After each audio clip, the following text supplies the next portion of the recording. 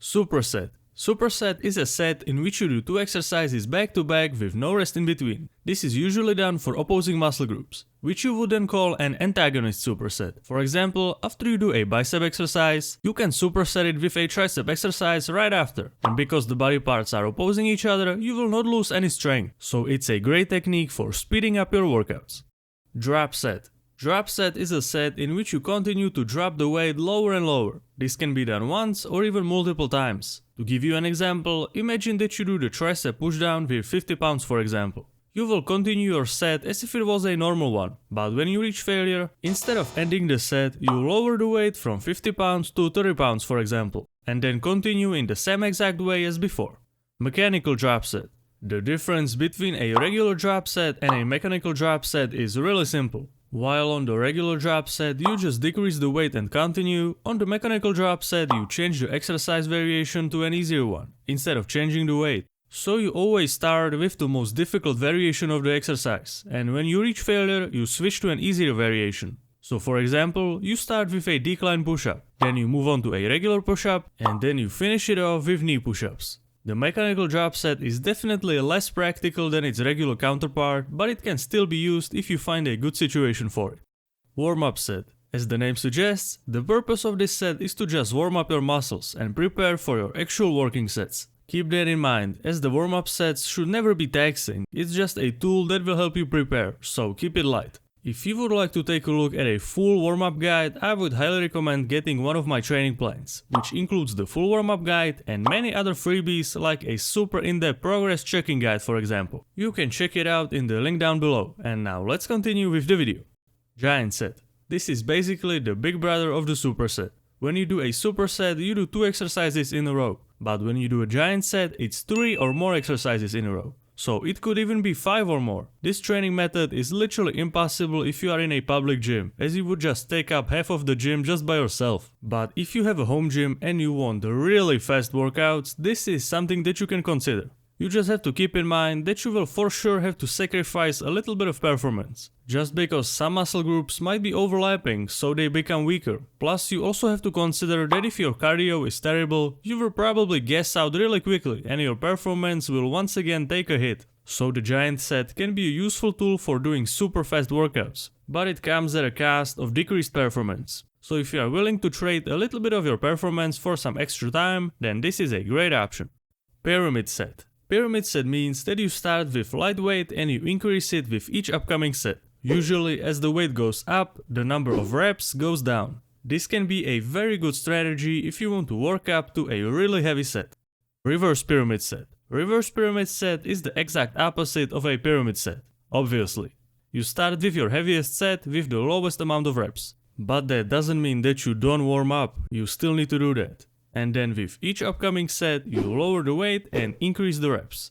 And if you are wondering if it's better to do a pyramid set or a reverse pyramid set, it's kind of a matter of personal preference. Some people prefer the pyramid set because they value being able to do a lot more lighter sets before their heaviest set. But for some other people this might be the exact opposite, and they would much rather go straight for the heaviest set while they are still completely fresh. But the results from doing a pyramid set, reverse pyramid set or your normal straight set is going to be pretty much identical. They are just different ways of achieving the same thing, so it's up to you to decide which approach you like the most. Rest pause. The rest pause, or in other words the myo rep, is an advanced lifting technique that takes place at the end of your set. When you do the rest pause set, you start it as any other set, but when you reach failure, you take 5 to 10 seconds of rest and you continue your set to squeeze out some more reps. And you don't have to do this just once, you could do this 2 or even 3 times in each set. This way you will basically go beyond failure multiple times, which is insanely taxing but also insanely effective, so be careful. Forced reps. Forced reps are also an advanced lifting technique, taking place at the end of your set. For this technique to work, you will need a spotter to help you. Like literally, you cannot do this alone, as you need someone to help you actually force the reps. You start by doing a normal set until you reach failure. Then a spotter comes in by helping you lift the weight, so that you can do a couple more reps that you wouldn't normally be able to. But in all honesty, this technique should really only be reserved for people who really know what is going on. It looks pretty awesome when you see Tom Platz do it, but when you and your body do it, it's probably going to be a disaster. Pre-exhaust set. Pre-exhaust set is a technique where you do an isolation exercise first to help activate a specific muscle before hitting a compound lift, which should help you to feel the muscle working more when you get to the compound lift. A great example of this is something that I do on a regular basis. Before the set of bench press, I do a set of bodyweight ring push-ups, with the wrists turning out at the top of the movement. This really helps a lot with mentally connecting with the muscle, which could really be a complete game changer for some people who can't feel their chest. Just keep in mind that the pre-exhaust set should not completely mess you up, that's not the purpose of it. You should think of it as a slightly more intense warm-up, that's the best way I can describe it.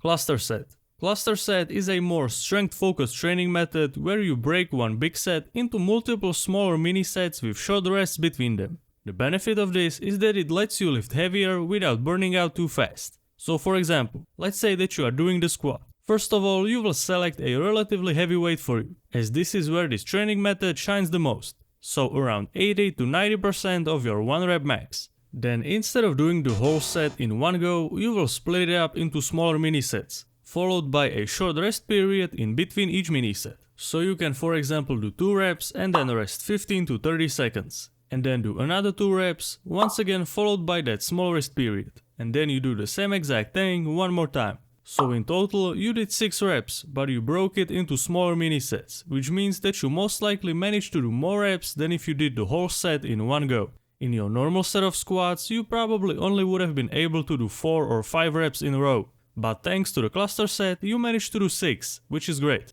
Plus, you also inflicted way less fatigue on your body thanks to the additional rest in between the mini sets. This technique is for sure worth experimenting with if you are someone who regularly dabbles with lower rep ranges and is looking for something to get some more strength gains. My honorable mention for this method is pull-ups. If you break your regular sets of pull-ups into smaller mini sets of 1 to 2 reps and put 15 to 30 seconds of rest in between them, you will be able to do way more pull-ups than before. Pause set. A pause set is when you pause at the hardest point of the lift, so usually at the bottom of the lift. This pause will be for around 1 to 3 seconds. So if you do the bench press for example, you lower the bar to your chest and you pause for a couple of seconds and then you explode back up. This technique might not look that useful at the first glance, but it's great for establishing more control and confidence over the lift, which is something that a lot of people could benefit from. Because when I see some people do the bench press for example, most of them look so uncomfortable, like if they were held at a gunpoint, so they could definitely use some more confidence on that exercise. Partial set. As the name suggests, a partial set involves performing only a part of the movement instead of the full range of motion, which will let you increase the time under tension and possibly even lift heavier. While partial reps are definitely effective, you need to be on top of your game in order to really take advantage of them. Because your average Joe Schmo is just going to take this idea and transform it into a half rep ego lift bonanza, and that's something completely different and very far from effective.